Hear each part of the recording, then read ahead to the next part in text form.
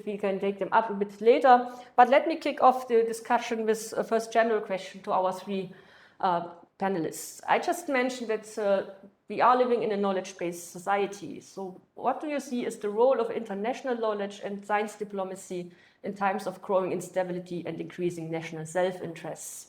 So where do you see the role? What can science and education contribute? And maybe Vidya, ladies first. I would give this question to you in the first stage.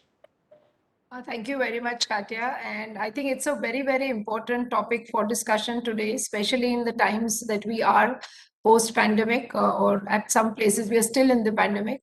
And I think this is one topic that I wanted to discuss on a public platform, and I'm very happy that you asked me this question.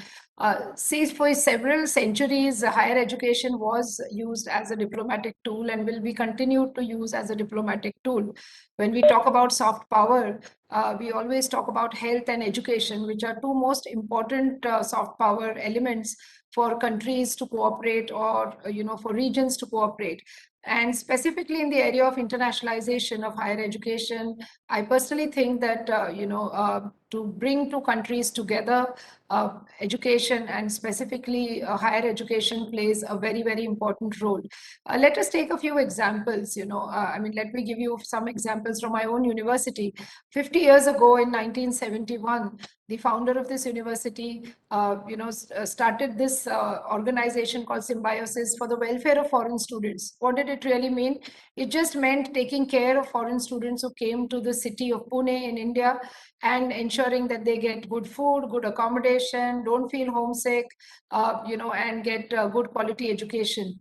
And the same students go back to their home countries and assume top positions in their countries and become unofficial ambassadors, not just of the city, but of the country as well.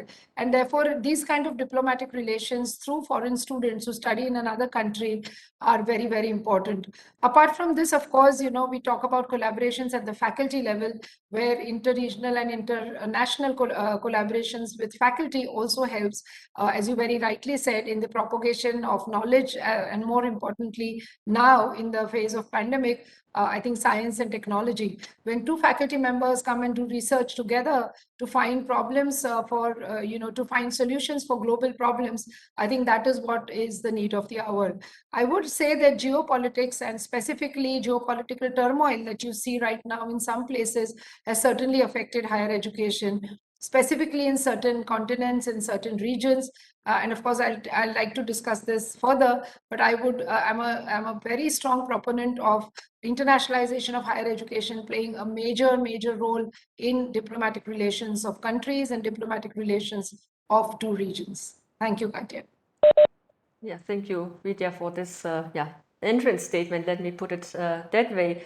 Christopher, maybe something to add on this, so coordination of higher education cooperation in your university, but if you see it in a larger perspective, does higher education cooperation contribute and help in times of growing instability, maybe to stabilize a bit the relations between countries? Christopher, you have to unmute yourself. Muted me, all right. Well, it certainly does, Katja. I mean, and thank God it does. We are seeing trying times, at the moment, and it took me to 30 years in my career. Of course, we've had earthquakes and we've had natural disasters, and all of this. And just in the last 3 or 4 years, boy, have we had a lot to deal with in our jobs. And I totally concur with what's already been said by Vidya, but what I would add at the strategic level is that we in academia and research are here to counter what's going on. I mean, academic freedom remains sacred for most people, and we have to be there to be strong. We have to move forward. Some examples from the past, and this is a bit political, but as an American living in France, I can talk about these things. We perhaps are here to counter what's going on. The United States during the Trump era, for example, when I would talk to many colleagues at universities there, they were just getting into understanding why it was important to have new international strategies and to work their international strategies a little bit more like the rest of the world. Internationalization often for the US meant come and see us, we'd like to have more students, we'd like to do research with you, etc. But now they were saying during the Trump era, oh my goodness, the world is turning its back on us. And so we have to be more focused and aggressive in terms of going out to see the rest of the world. I'm talking about academics, of course. We're seeing the same thing in the UK. Look what happened with Brexit. Now the UK has been excluded from many different areas of academia and concerns Europe, not because of anybody being nasty, but because of a national choice. And so now they're looking at their international strategies to see how they can go forward with the rest of us in Europe, for example. Thanks so much, also for broadening a bit the perspective on the US and towards UK. Professor Tetzlaff, no, the University of Dresden is situated in the former eastern part of Germany, has been through a time of, well, it was a regime or it was a country which was very closed. And we have seen the opening up of borders. We had international developments. You have a very good internationalization strategy. So what do you think? Is it important to contribute in these days? And do you see any shifts or changes nowadays? Yeah, thank you very much. Of course, it's a pleasure. First of all, it's an honor to let's say talk in this panel. Let me firstly say that the TU Dresden is in the corner of three countries. So we have as a partner countries is Poland. On the other side, we have the Czech Republic. And traditionally, we have a very good conversation and a very good relationship to universities in Poland and the Czech Republic. And this is exactly also on our strategy to foster and to make it more to strengthen these relations.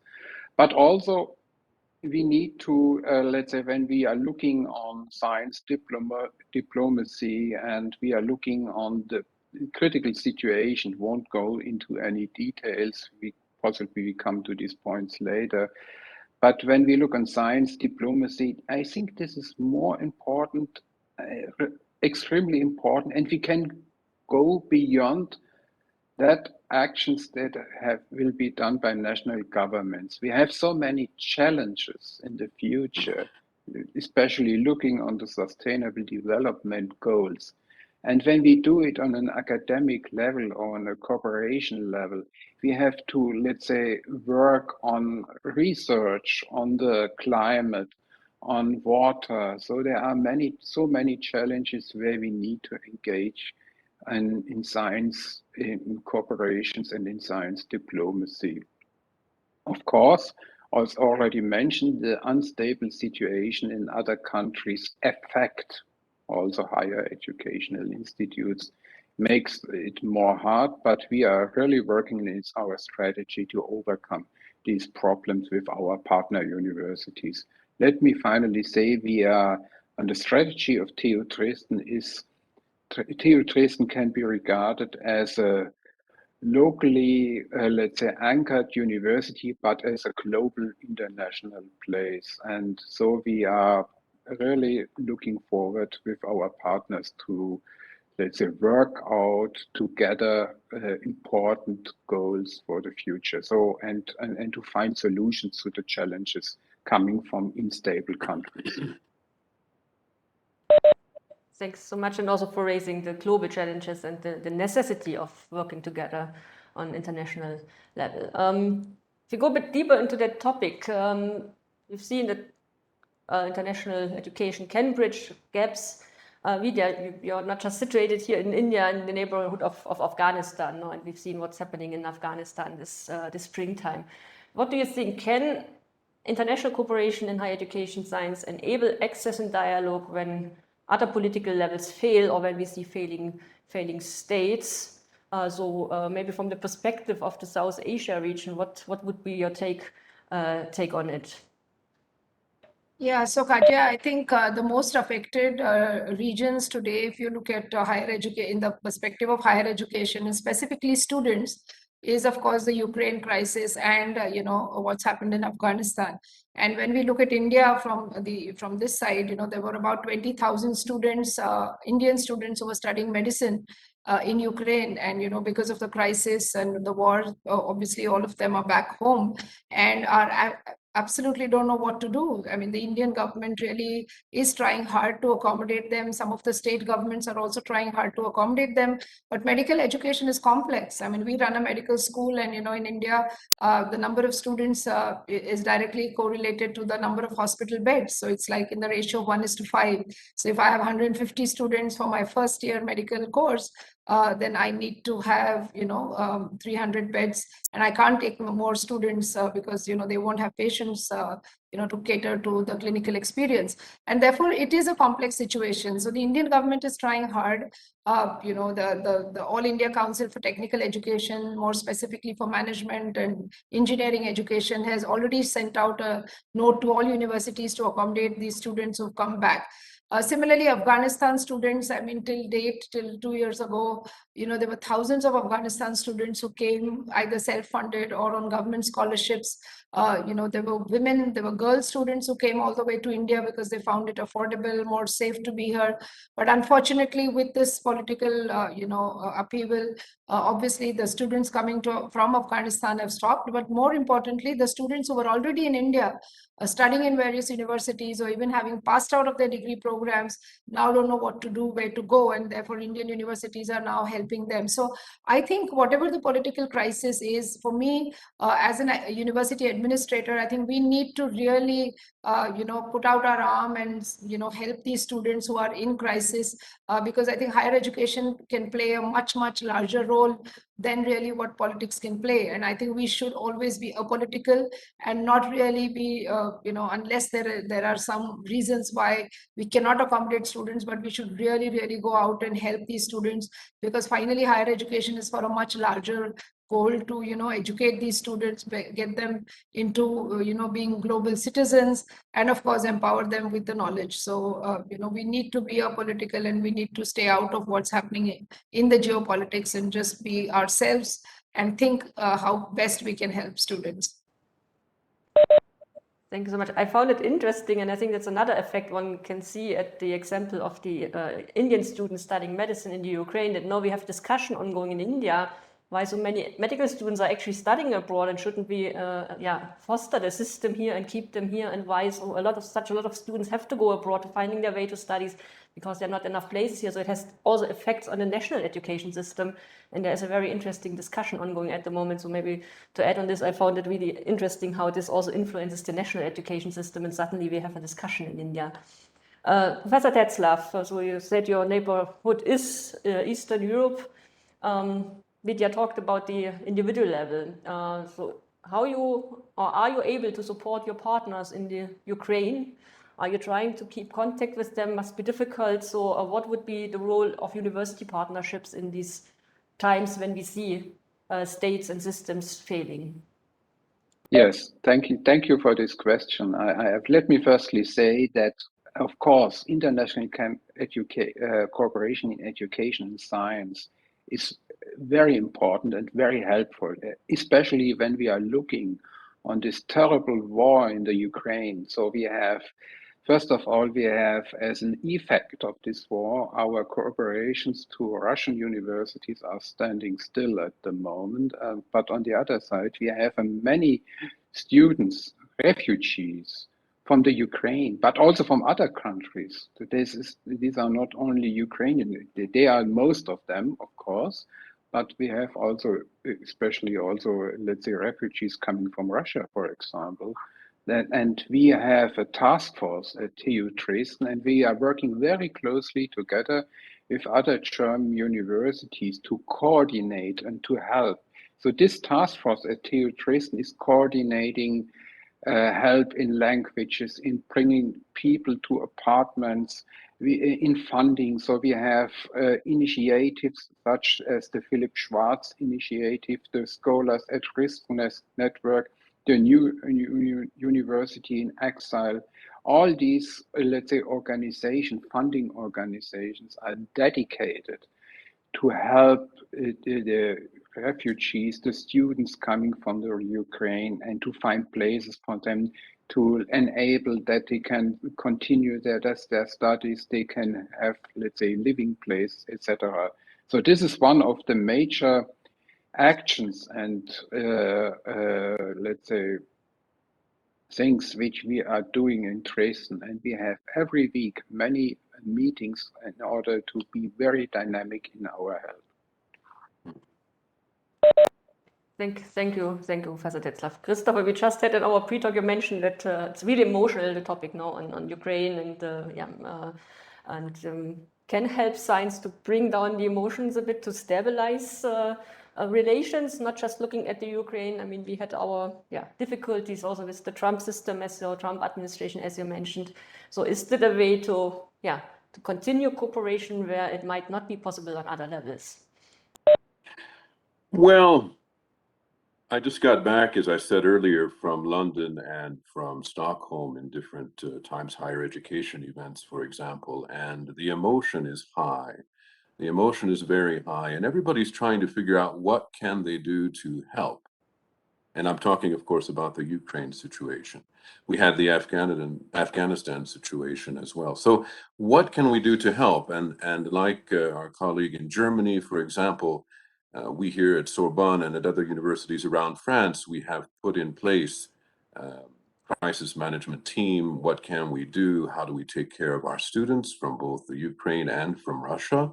And also our faculty and any staff, that we had from both countries. For example, we want to make sure that everything is okay for everyone, and that they may move forward, finish their studies, the students, for example, not be interrupted. They had enough interruption with COVID as it was, okay?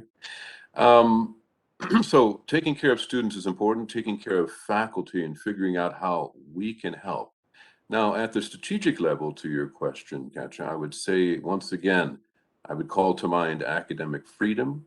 Some of the relationships that we have had with other universities are decades old, and now they've been put into question, so we have to protect them. We have to try to move them forward, whatever is going on in the world.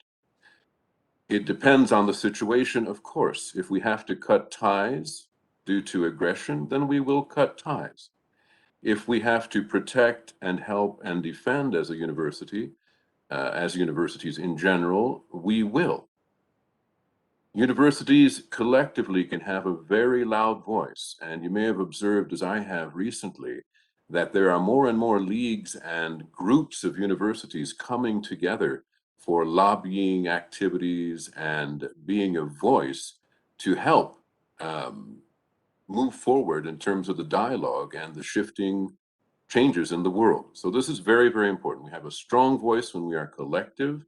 It's very hard for one university to act by itself, but together we can be heard and we can help move forward in these times of crisis. Thanks so much. I think we've seen that in Europe, especially the strong voice together, unified.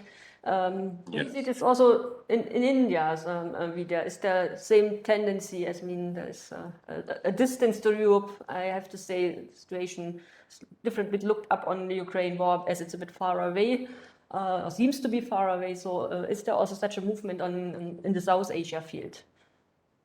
So actually, honestly, Katya, we don't have too many Ukrainian students in India studying. It was just the other way around. But yes, universities do have their own networks. We have the Association of Indian Universities. We now have formed a new network called the Indian Network for International Higher Education, where exactly these issues will come up and will be discussed, because I think a problem for one university is a problem for another from any part of the world, because finally we are catering to producing knowledge, we are catering to students' requirements as well as faculty requirements. And therefore, I think more than building national networks, it's important to build global networks. I represent the Obriel Global Network, which is based out of Barcelona, but I'm the India chapter here. And there's so much work that we do together, with some European networks, with some Asian networks. And I think a voice together, as my friend from France said, is very, very helpful.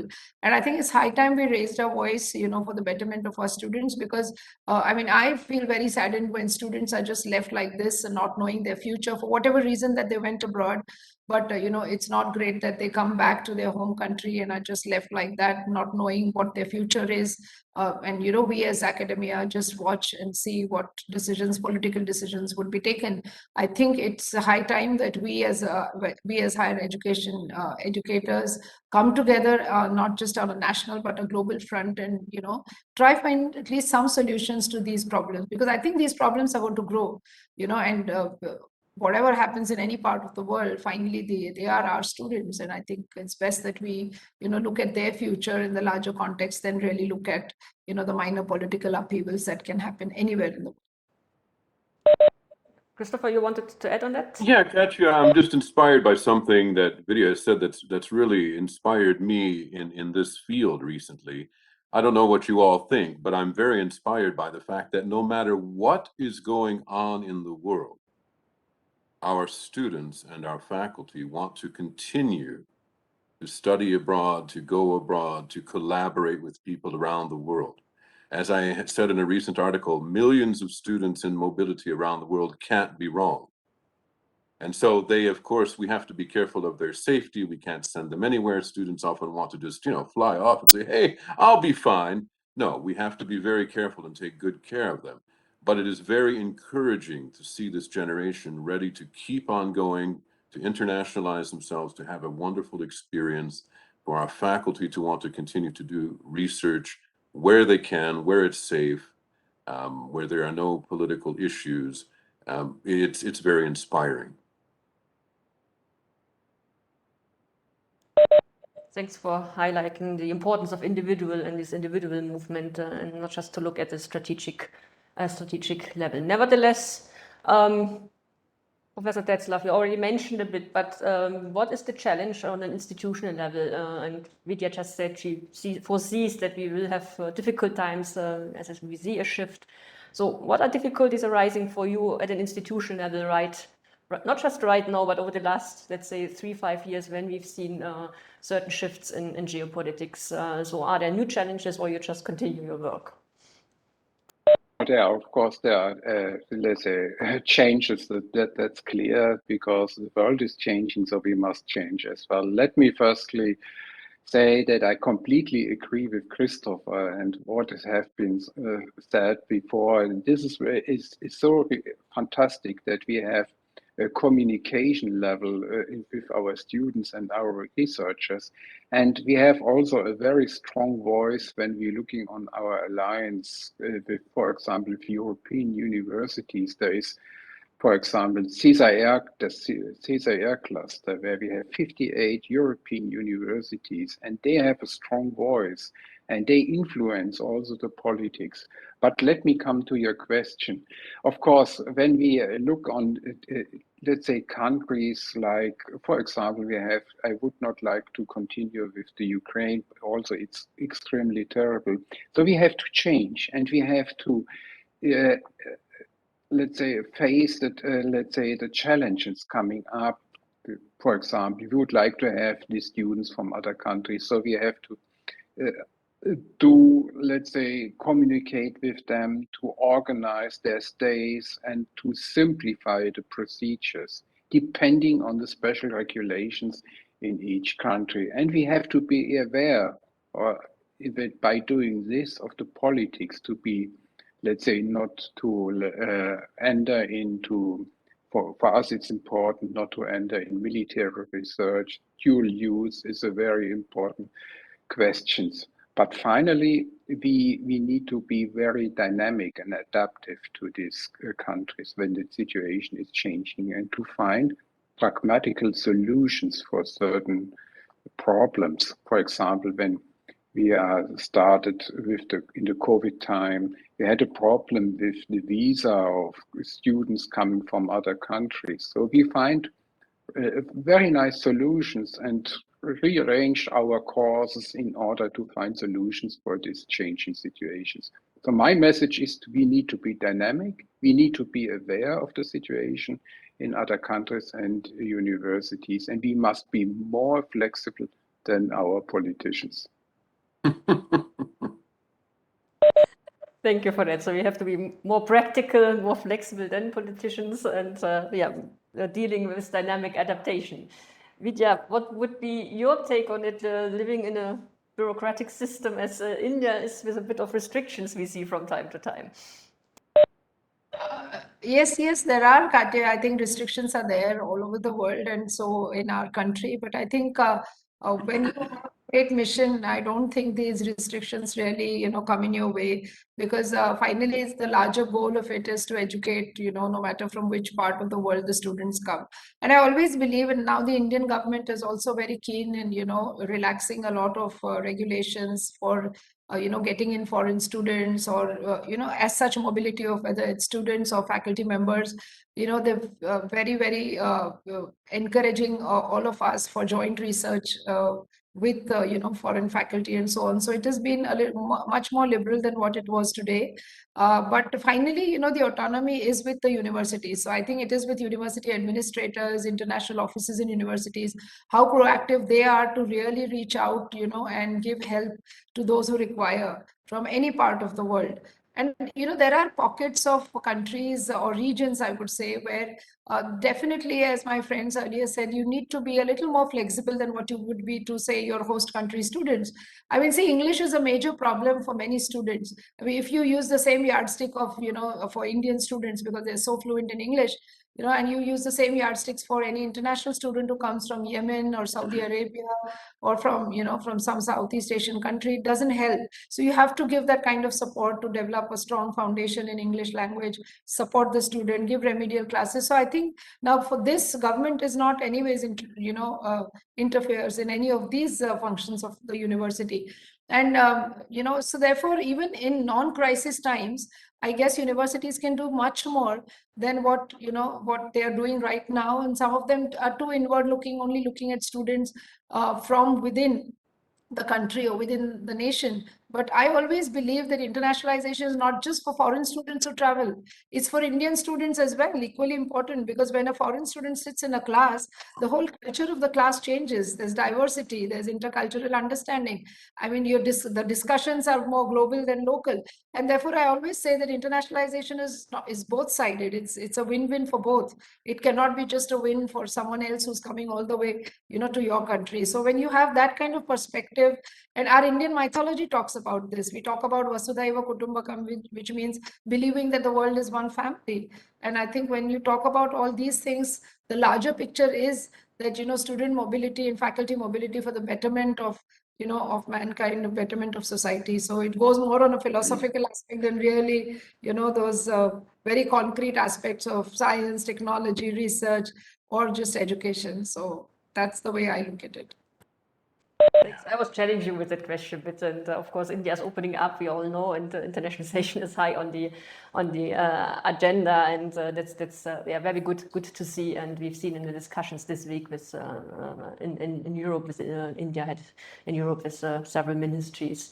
Christopher, will we see a shift in internationalization or strategies of higher education institutions, given the fact that we see partners where we have difficulties probably with values, given the conflict we have with Russia at the moment. But will there be a reorientation towards certain countries, or readjustment towards certain regions of the world? Well, absolutely, Katja. The thing I've noted here, and you've let me open up on maybe one of the toughest of your questions. How could we not shift? How could we not adjust? How could we not be thinking of where we should be going? I mean, this dialogue is starting here in our part of the world.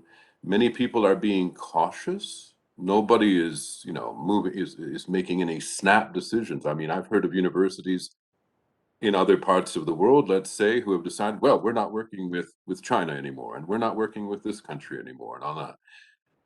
people I'm speaking to are taking a slower and more measured approach, but everyone is thinking. We're starting to look at the shifts that are happening due to the crises, due to the pandemic that we are thankfully coming out of, the formation of new political blocs. So universities are observing this and thinking of new scenarios. Should we be looking more close to home? Should we be looking to the other side of such and such an ocean? More, in another geographical location. I'm trying to be politically correct and not name too many countries, but you know what I'm talking about. We were working here, it's not going so well there anymore. Should we be focusing on another geographical region? And if we do, what would we be doing with them? So no one has the perfect solution for the moment. It will continue to take time, but we are all thinking about it as we move forward with our international strategy. Now, that said, nobody is talking about stopping internationalization. Nobody is looking inward. We are all moving forward, but we all want to move forward safely and in a politically correct fashion for what is shifting in the world today. Thank you so much. Professor Tetzlaff, you're responding for strategy development also in the TU Dresden University. Are there discussions ongoing for readjustments, reconsidering, and not just over the last couple of months? As I said, we are also facing difficulties with other parts of the world. So is there a readjustment ongoing on internationalization strategies of the universities at the moment? Of course, we are permanently have readjustments, and not in the strategy. The strategy is clear, but how to bring the strategy on the road, especially on countries where we have to be careful, not giving, let's say, a name of certain countries, but let's say there are countries that have a major technological development. So they are extremely important because you cannot separate technology transfer, research from internationalization. This is a vital part of that. So I think it is not an option for us to exclude these countries, but to find a way how to cooperate with them and in a careful manner and in a way that is, let's say, according to our laws and rules, and also the laws and rules in Europe and other countries, because we do not see us as an isolated university in an empty space. So we are cooperating with many universities in Europe, and it's always important for us to have a global picture of all and to readjust our, let's say, discussions and cooperation. So the strategy, let's say, the pillars of the strategy, they are clear, but we have to how to bring it on the road and how to communicate with the partners. This is what we are dynamically adjusting. Thanks for that comment. So, Vidya, in India, one witnesses sometimes a strong orientation towards the US and the UK due to this long-standing context, this number of students studying there. Do we see a shift? What is your perspective on that? Is there still very much focus on the English-speaking countries and internationalization, or is that changing during the last couple of years as India is becoming internationally also a more important player and is on the map probably more prominent? Since long we've been getting students primarily from the neighborhood and the Afro-Asian countries, so primarily from the non-English speaking countries. But recently, over the last maybe a decade, we've been seeing a lot of students from developed countries, English-speaking countries, coming to India in the search of not just the Indian knowledge systems, whether it's yoga, Ayurveda, or those kind of things, but even for spending a semester in Indian universities. I think our Indian industry is playing a major role. And, because the way they are, I think the CEO of every top company today is an Indian. So the curiosity of, the Indian higher education as such in the world has definitely increased. And more importantly, I think our industry is doing so well, especially the services industry all across whether it's the US or Europe or in other parts of the world. And I think that also brings a lot of students from these countries, to India to spend a semester, to spend some time doing internships in industries and so on. So we do see a shift, but the way the numbers should increase, that hasn't, because India has really never promoted higher education as such the way, say, Canada or Australia or New Zealand does promote. And I think it's time now that we did it, because we can't just stay in isolation and in the ivory tower saying that students will come to us, because right now, the statistics shows that there are just 49,000 students, foreign students who study in India, and more than 10 lakh, there is 1 million students, Indian students studying abroad. So it's skewed, the ratios are skewed. And as I said, that it's not about the number game of just having more number of foreign students, but it also enriches the lives of Indian students here when you have foreign students within university campuses. So I think it's the larger picture is that then, so internationalization, not just about having a particular country or a particular region students coming to us, but we're looking at the world really coming to us. We're also looking at a lot of South-South dialogues and regional dialogues between the global South and us, and also between the North, South, South, creating this triangle between, we never reached out to Latin America as much as what we're reaching out now. So, these dialogues have really, the extended, not just the neighborhood, but the extended neighborhood and the far West is also something that, we've recently started doing. So I guess because of the pandemic, things were online, and it was much easier for us to connect. So one of the good aftermaths of the pandemic is that internationalization is certainly boosted up, as compared to what it was before, because much easier than mobility, much easier to connect to each one of us all across the globe. Thank you so much. We'll also encourage our participants, if they have a comment or a question, please put them in the Q&A or on the chat box. We will gladly take them up. Now, a question to you, Christopher and Professor Tetzlaff. If one looks at there is the European Asia-Pacific strategy in place and the German one, we also have the Asia-Pacific strategy in place. Now, if one looks it up there and if one searches for India, one sees that, one searches for Japan and China, to mention, one sees that India is a bit underrepresented.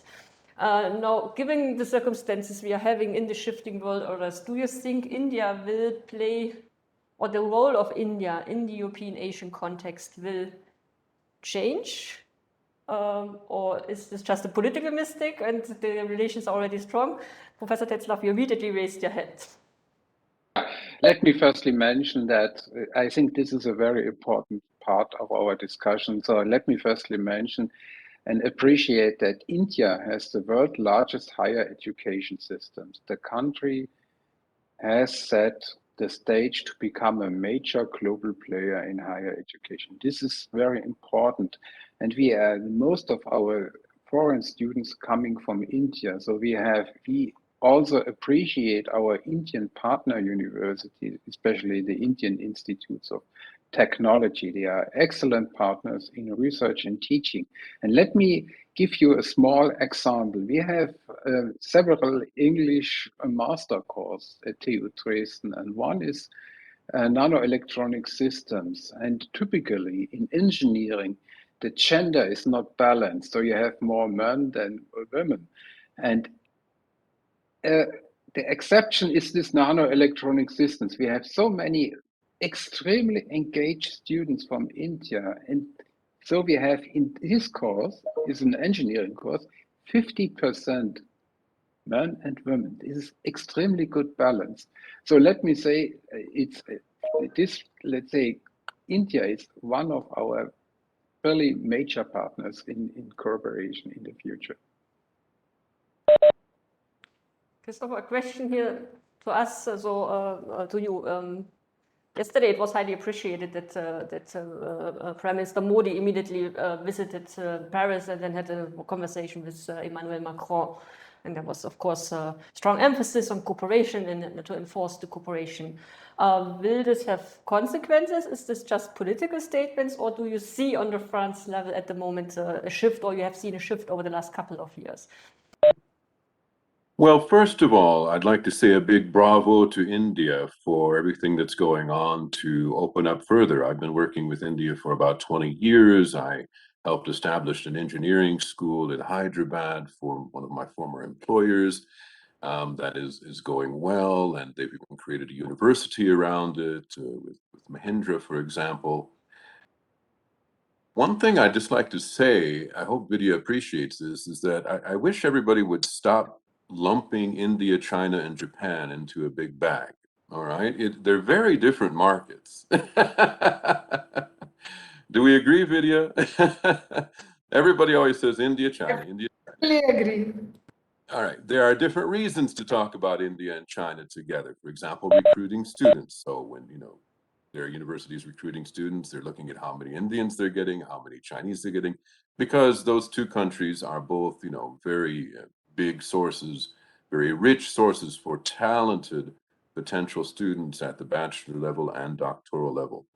Now, it's quite striking, the ratio, yes, that Vidya mentioned in terms of, 1 million students going out from India and how many, 50,000 or 90,000 or so studying in the country from abroad.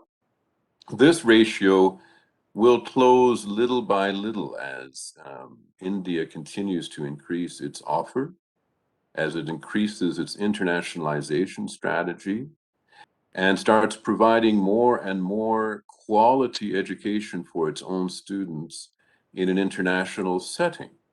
And also the offer, as Vidya was saying, for international students to join India will increase as well. And then you'll have more internationalization at home. So we in France would love to have more Indian students, and we've done a lot of work increasing that. But it's not only about what's on offer. Indian students, they set their own barriers. They want to go to English-speaking places, which I fully understand, because many of them have told me over the past, but sir, I already speak 5 different languages. I don't want to have to learn French to study in France. And I say, well, we're getting more and more in English in France, but, we would like more people to study in French as well. So there are challenges, there are barriers that are set. There is a mindset, there's a very strong tradition between India and the United States and the UK and etc. And I think, as Vidya was saying, we need to promote. We all need to work harder to let Indian students know what can be done here. We need to have our academics crisscrossing and understanding what is available in Europe in terms of collaboration to increase all of that. This will take time, but it would be great to have a Franco-German or European/India approach to all of this in the years ahead as India continues to open up. So, was I politically correct? I hope so. All right, but you know what I'm saying. I mean, there's a lot of work to be done, but we're going in the right direction. Oh, good. Christopher, I think you bring up a very important point, which maybe could also be the last point in our discussion today. So you correctly said we should not compare countries. An assumption would be that probably working in networks, and we see that networks are developing. So an assumption would be that working in networks brings more stability. So would you agree to that, especially if one has a bit of challenges ahead, maybe with one of the countries or one of the partner countries, Vidya? What would be your take on this? Is networks, working in international networks, a way of the solution or one part of the solution? Katya, in fact, I've been promoting this, because see, individual acquaintances or individual relations or university relations are great for some time. But when people change from universities, and go to other universities, or many a times university, bureaucracy also sometimes, is a hindrance to collaboration. So I think networks brings in more people together. There are issues that can be discussed in networks and found solutions. As I said, I can give a personal experience of representing this real global network when I never ever even spoke to anybody from Latin America. And now, whether it's the FAUBI network in Brazil or, several other networks in Europe that we are talking to, and even in Southeast Asia, we're talking to another network. So, just that networks coming together or people coming together in a network and then networks coming together to bring in more collaborations has been really, really helpful. And then, of course, from the networks, which becomes an umbrella, you come down to the level of individual country networks like the Indian Network for International Education that we've now formulated, and then, of course, to the universities and individual researchers. So I'm sure in times to come, inter-regional networks are going to be of great help and going to bring out great collaborations as well. Thank you, Vidya. Maybe Christopher, your take on that, and also Professor Tetzlaff. So the European Union is something doing right, fostering science in networks, engaging in networks, or is it nevertheless a one-to-one thing between universities? So what would be your take on it? Maybe Professor Tetzlaff, you go ahead, and Christopher, you could add on it. Thank you. I think it will be fostered. It is important, as I completely agree what already have been said. Networks are very important from different viewpoints, and in Europe is going, let's say, in this direction, in my opinion. So from the viewpoint already mentioned politics, because this was mentioned by Christopher, that we need a strong voice in order to influence decisions. UK and Switzerland have been out of Europe. And how can we, let's say, because scientifically we are working very closely with universities from these countries. So how can we, let's say, solve this challenge and these problems? So networks can be very helpful for influence. They have a strong voice on political networks, but also in research. When you look on, as already mentioned at the beginning, on the challenges of our world, look on climate and these problems with the sustainable development goals. This cannot be solved with one new country or one universities. So we need strong networks in order to address all these problems together. And finally, as already mentioned, we can use these networks to establish joint collaboration between single universities in order to have, let's say, a better connection, a more direct connection to our partners. So I think networks are very, let's say, beneficial for us. Yeah. Christopher, you would like to add on this? Oh, I fully believe in networks, and there are networks of all kinds. I mean, there are student mobility networks, there are strategic networks such as LERU, the League of European Research Universities, of which Sorbonne-Universite is a player, member. I mean, there are so many, and they provide a framework. They provide a framework for benchmarking, for partnering, for understanding, for sharing, for shared values, and they offer so much. They offer some security, especially when you're going perhaps to a new place. It's good to work with a network. I would just say one thing. It's not good, however, to close oneself off from the rest of the world by only using networks. We have to, be in our networks, but we also have to be open to what's going on outside of the networks. So it's nice to play on both fronts, in my opinion. Okay, thank you. Thanks so much also for that perspective. Yeah, thanks so much to the panelists. So what could we conclude is academic freedom, of course, should be the core of every cooperation which is out there. But we discussed that individual cooperation and the individual level is really important, and this is stabilize our individual contacts, be it a student who studied abroad, be it a researcher, be it connections one has between universities. And all this is necessary because we have to cooperate. So there's no question about internationalization and to overcome the challenges we are ahead of us, the sustainable development goals to be fulfilled. We have to work, but not just on a one-to-one level, also networks could be contributing to stabilize in these times of turmoil. We see shifting at the moment. I think that's what we've learned also in our panel today, but we have a strong relationship and a strong network where we could build up things. And the proposal of Christopher was then at the end, why not to take things ahead also into Indo-French German network. We're doing this at the conference, actually. France is a guest or partner country this year.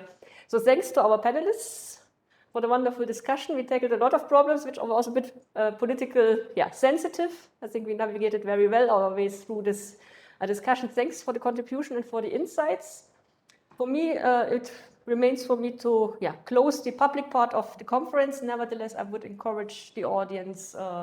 There is the possibility to meet universities on a B2B level also tomorrow. Maybe you have a look. Maybe there's an interesting partner, as we were talking about networks.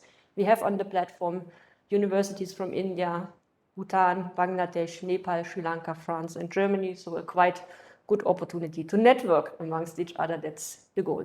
So thanks again, Professor Tetzlaff. Thank you, Christopher, for the wonderful discussion. Thank you. Greetings to Europe and to Pune, and I wish you a nice rest of the day or evening, Vidya, in our case here in India.